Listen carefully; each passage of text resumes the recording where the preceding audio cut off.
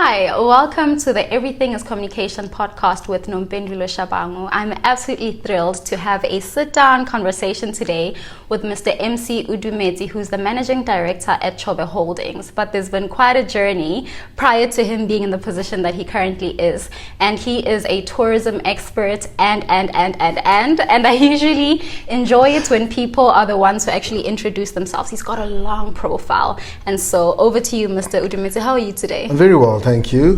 Thank you very much for inviting me in. Yeah, my name is MC Odumetse. I'm the managing director of Chobe Holdings Limited, which is a tourism entity listed on Botswana Stock Exchange. Wow. I've been with the company for 26 years. I've got an interesting career. Started as a waiter, and now to the boardroom.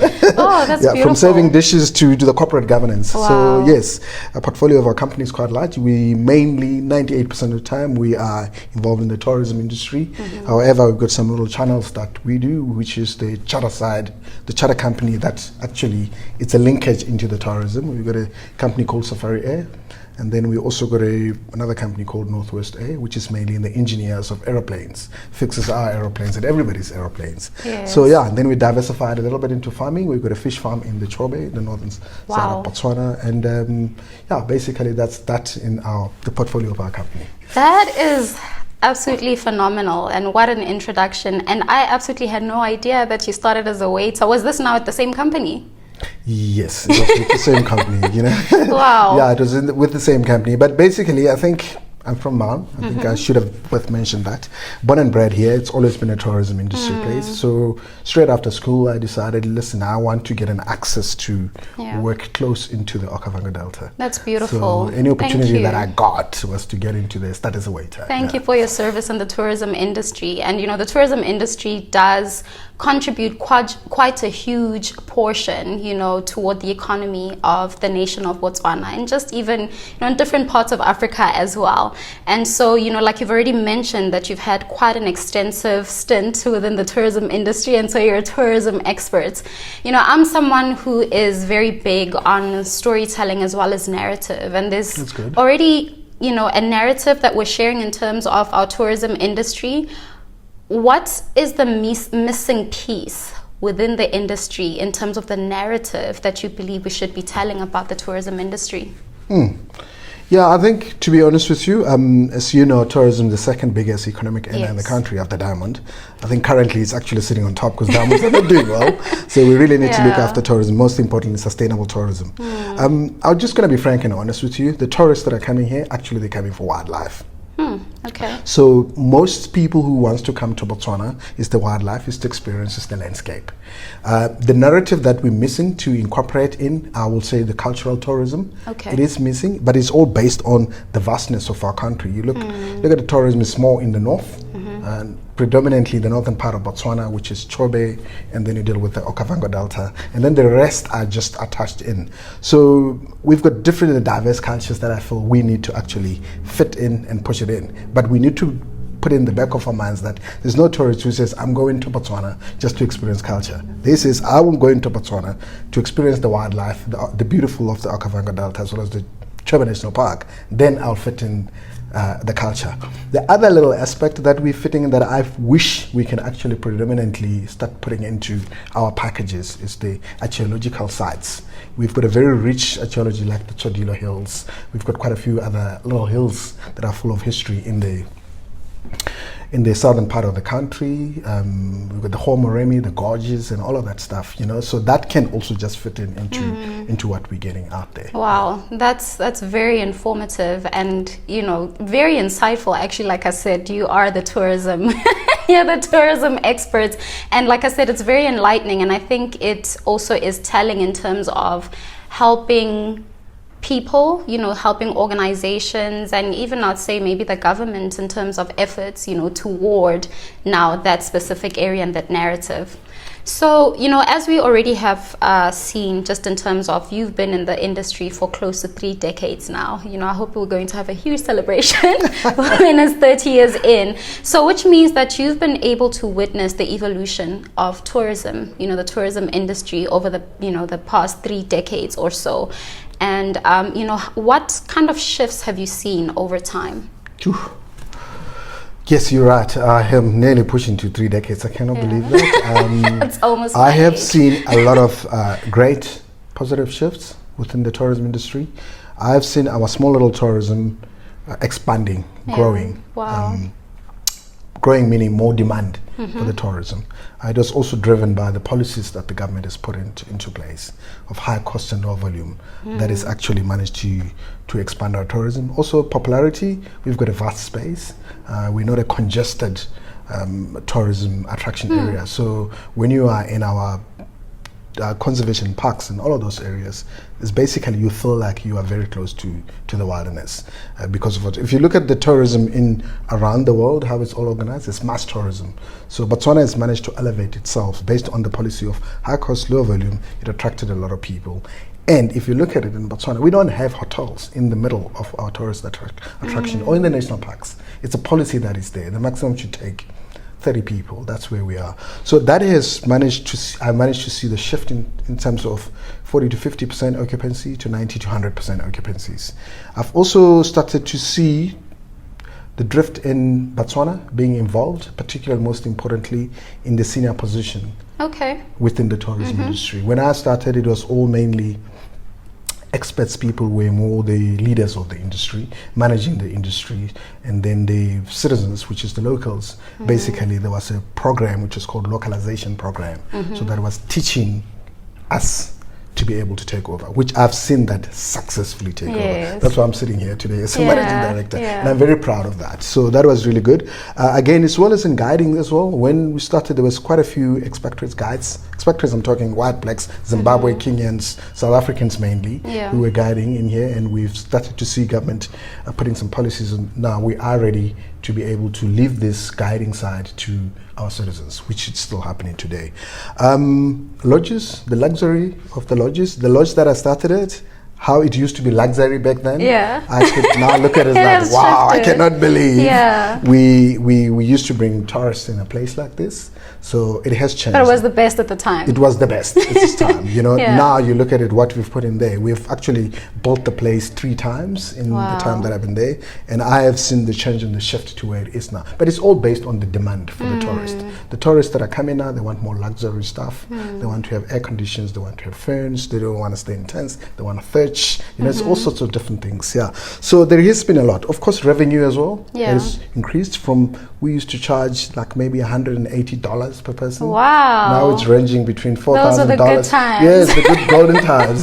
Now we're used to charging too close to $4,000 to $5,000 per person per night in some certain places. The price is also quite luxurious. Prices have changed. One of the most important thing as well that I've realized, particularly for conservation, we used to run diesel generators. And I've noticed a huge shift in terms of our footprints onto the environment.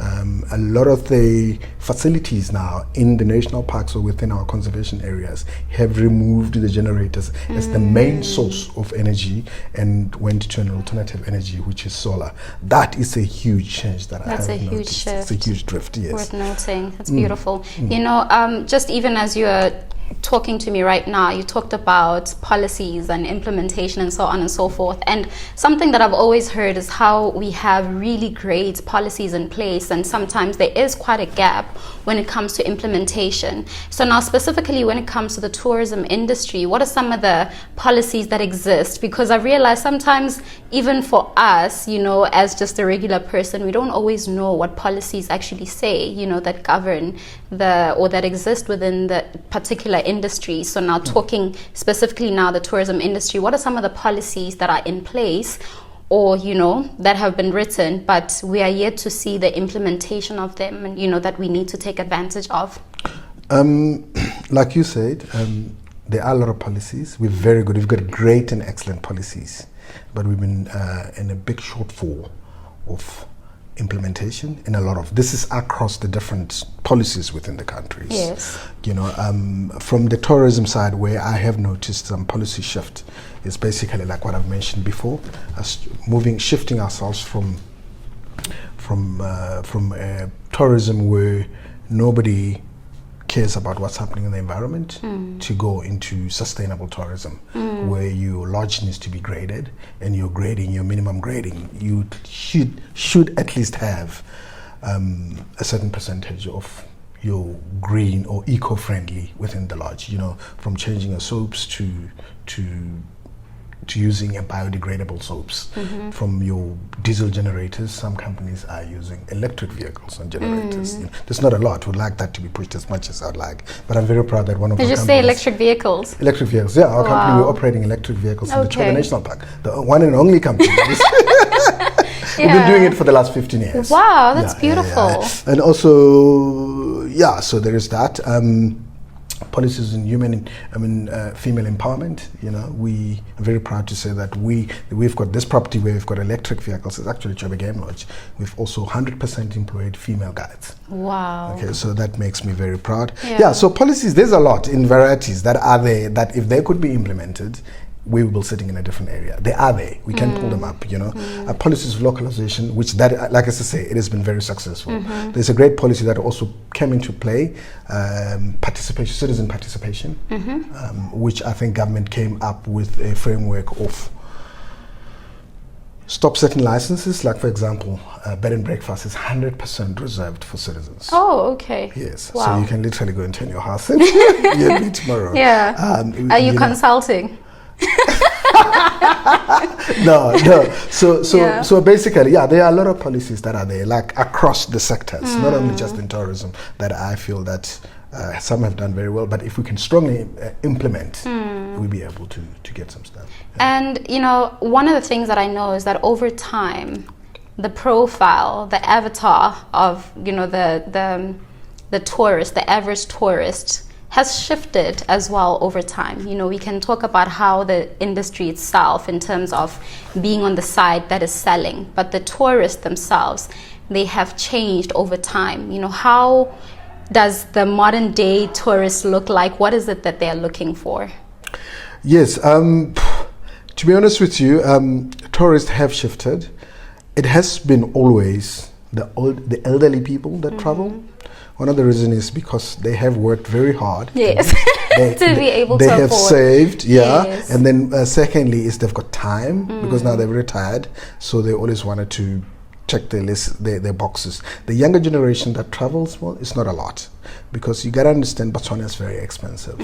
So the young people that come in, yes, it's not a massive percentage of the people coming. So in terms of change, I've seen changes in terms of demographics, in terms of geography, you know, as the economies keep slipping in different countries, it affects the trends of who are you getting, and also depends on where. Like, I'll give you an example. In September 11, 9/11, we all know what happened, and in 9/11 we saw a massive decline of the American tourists coming into Botswana. So that is because there was an attack, a terrorism attack, and people got worried about traveling because they were not trusting the travel. It took quite a while for the Americans to get back and say, okay, we're going to travel. Economic crunches in certain countries. In August, used to be our busiest month of the year, because everything shuts down in Italy, and Italians used to come here. Okay. So the economic shift in Italy in the last 5-6 years has actually seen a huge drastic drop in the Italians. So, but it doesn't mean if you have lost a certain region, you're not going to survive. So as a business person or within the tourism industry, you need to diversify. So that if this market drops, I'll be able to pick up from the other market. You know, I can pick up the Oceania markets, which is the Australians, in case something is happening on the other side. If there's a problem in China, I should be able to pick up in Japan, you know. So as a marketing person or in the tourism industry, the shift is always based on around what's happening where. So we currently we've been monitoring the elections that have been going in the US and thinking how much is it going to affect us. I see. You know, so, but you know, because 60% of the business of the tourists comes from America. Yeah. So that is a fact. It's a big pool. Everybody's getting there. But within that line, we also shifted to Brazil. Let's open up and coming new markets. Let's bring the Brazilians on board. There are a lot. There's a lot of middle class people that can be able to come in here to be able to also experience. So the shifts and the changes is all based on what's happening where, what trend is going, what economic, what problems, etc., etc. So that's how this tourism has been happening. But I would also like to put it in there that not all the tourists fall in the same bracket. Not all the facilities there fall in the same bracket. Yes, we all got tourism facilities deep in the same places, but we differ in terms of how we sell ourselves, how we price ourselves, how luxurious we are. So you find that there's 3 properties all in one place, but they're all different based on the services that they can offer. So technically, most of the time, we don't compete. So that's how I'll put it that way. Because you see this guy, no. Most of the tourists are funny. I want to pay $1,000 to go on a safari. My husband, this is too cheap for my husband. This is what we get. This is too cheap for $2,000. Nah, man, I'm looking for something $4,000. Oh, okay, $4,000, off you go. So that it's what drives everything. The private entities, they drive the tourism of Botswana. Government of Botswana is giving us the platform in order to be able to do the tourism through regulations and making sure that you regulate it properly, you pay your taxes properly. That's where we're seeing the difference. But in terms of tourists, it's different. It's the same as you go to Choice, or I go to Choice, you go to Grace Eden for lunch. So it's basically that. We all end up in the same pool, but like, hey, I'm going there, I don't go there, you go there. It's cheaper there, it's a little bit more, it's comfortable with where you're going there. Yeah. But yet you're still going to go and see the same land.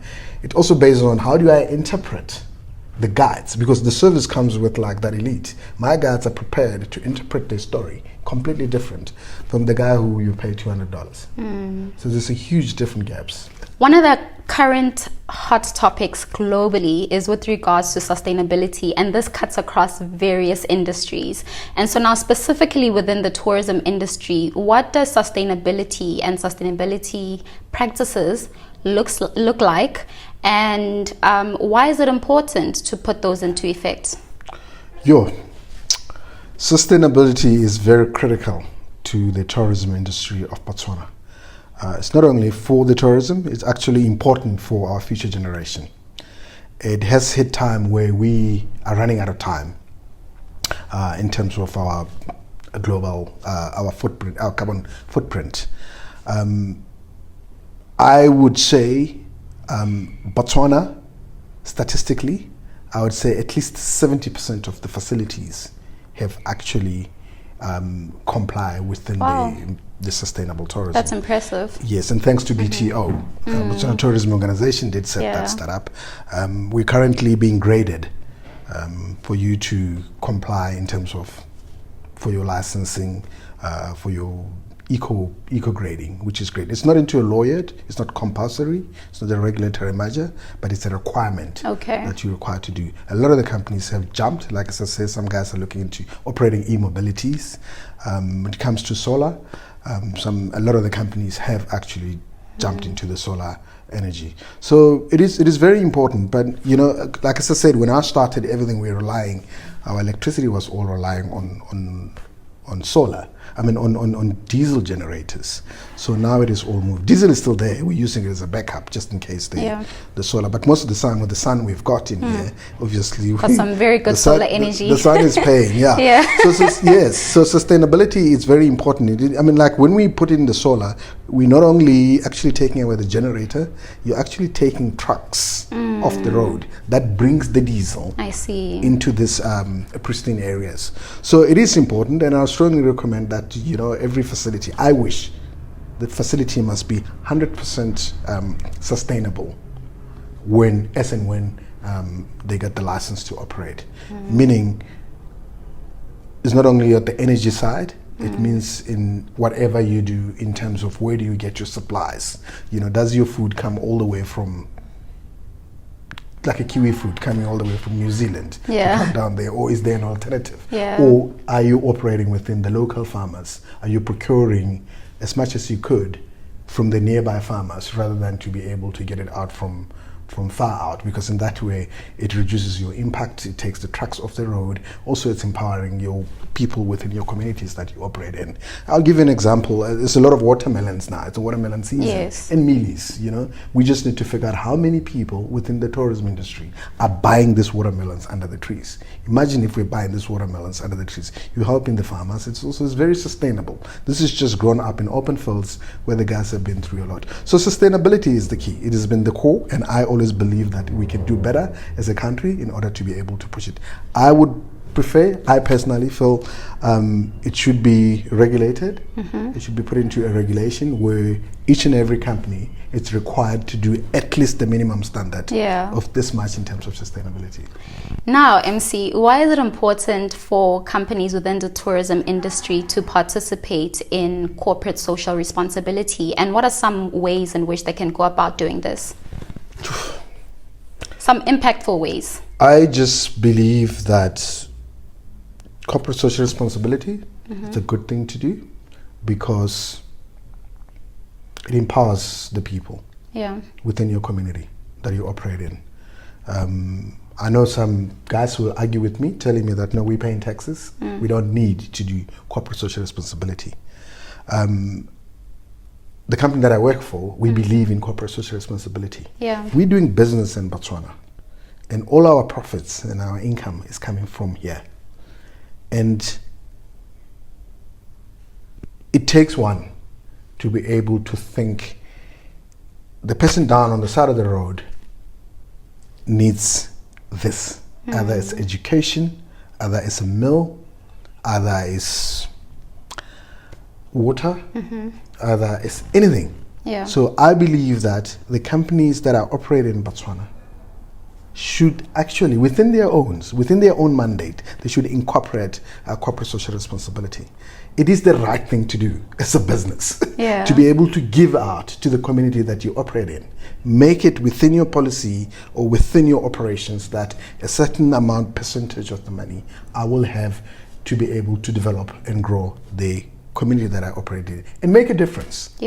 Because we all come from different societies. There's different societies, and we know that government alone cannot be able to reach out to everybody.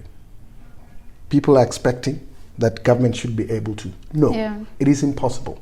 You can make a difference as private sector to be able to say, listen, this certain portion here, I'm going to help to grow the schools. We have been involved in a lot of projects and I've seen them making a huge difference and huge positive impact into the lives of the people that we're operating in. So for me, I strongly believe that it should be there. It should be legislated, actually. This is what I'm feeling, because I feel like some guys are just taking and going it. I might be biased because I'm a citizen. I'm from here. But I've also seen the impact that is made within the organization that I work in and other organizations that have done absolutely very well in here, within the tourism and within the other sectors. We've seen the impact is huge.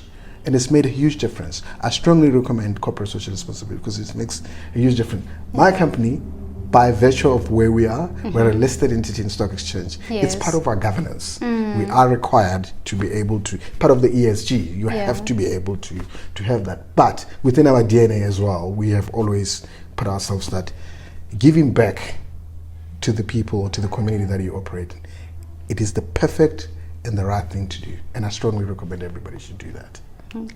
Beautiful. In closing, the last one, Mr. MC.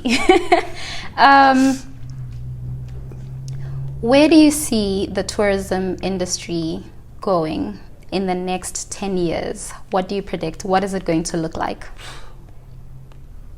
I look at it this way. It's a little bit hard one. Okay. I'll tell you, based on my experience, I've seen our tourism industry growing very, very well. And in the few years, I've seen our decline as well. I wouldn't blame it on COVID, but this is even before COVID. There's different factors. We had a very good PR from the previous administrations. We're conservationists. We looked after the environment. Our policies were robust when it comes to conservation and tourism. High cost, low volume. And that has managed to put us very, very well competitively. Because one has to know that we're not only competing with ourselves or South Africa, competing with continents. A tourist decides, do I really need to go to Botswana? Or I can go to Australia. Or I can go to Asia. There's a lot of stuff there. So it comes from that aspect. So certain times we always think, no. We only compete with South Africa and Namibia. So I have seen a lot of changes in terms of our shift, in terms of how we sell in the country. I'll give you an example. We used to have destination representatives employed by government, which is Botswana Tourism Organization, based in different countries, strategic countries. So we haven't had those people for a very long time. So we have seen a decline. We've also overpriced ourselves. Okay. Entities, comes to us now, that we've overpriced ourselves for the same thing, same experience that somebody can get it on the other side in Tanzania, in Kenya, or yes, there is mass tourism, but countries are getting better and better in terms of upping their destinations in their countries. So it's a very hard fine line for me to say that 10 years we might be sitting here. Looking at the number of camps that are here, there's like more. Every day there's lodges coming up. So that we're starting to tamper around with our original policies, high cost and low volume, that managed to attract and managed to give us the growth. But it just depends on how we cast our narrative out there and how we sell Botswana again back into the trail, that this is where we are and this is what we're doing, So that should be able to put us in a better space. In 10 years, I'm seeing more involvement, citizen participation. It is coming out because it's now becoming political and it's becoming, the voices are getting louder and louder. So I don't see anything wrong with that. If the participation is coming in, it has to be done properly. Tourism is very complex. You can have a lodge here for 10,000, let's say built it for $100 million, but nobody would know about your lodge. Internet itself is not good enough. Tourism companies that are very successful here in Botswana, most of this tourism, especially the high end, we have employed people in different countries. We call them representatives. Their job is to sell Botswana and sell our properties here. So I see there is a lot of lack, particularly from us as citizens, that, oh no man, I'll just get a lodge and build and people will come and fill it up. The hard part of tourism is the marketing. How does Mr. Jones in the corner of New York City knows that there is Nom's Lodge 5-star in the Okavango Delta? That's the key. The internet itself is not enough because there's thousands of people that are selling their destinations out there. So we need to change the twist as the people who wants to get involved in the tourism industry to start looking, investing more and learning more into the marketing and sales side of the business, of the tourism industry, your product, your lodge. So that I will see. It's achievable. There's nothing wrong with that. People can learn it. Obviously, at the end of the day, it's a matter of, okay, how do I learn the ropes to get ourselves there? Who do I align myself with? Because there's so many channels. You've got reps, representatives, which represent your company and Botswana. And then you've got travel agents. And then you've got tour operators. So it's just a whole mix. So you have to identify who is who and who is doing what. Within our space as well, within our marketing, reservation and sales, there is sales. A guy who's just employed, your job is to sell.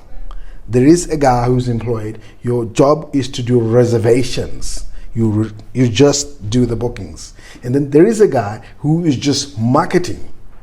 And then there is a product manager who is just selling the product. So they're so complex. That's where the money goes. You look at it, a lot of the businesses, they'll put in, out of the percentage of what they're making, 30 to 40%, even 50% goes into marketing. Wow.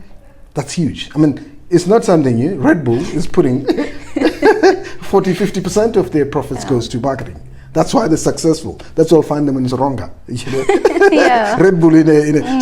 So basically, when it comes to that, that is key and critical. That's the part that a lot of people who want to get involved in the tourism industry miss that part.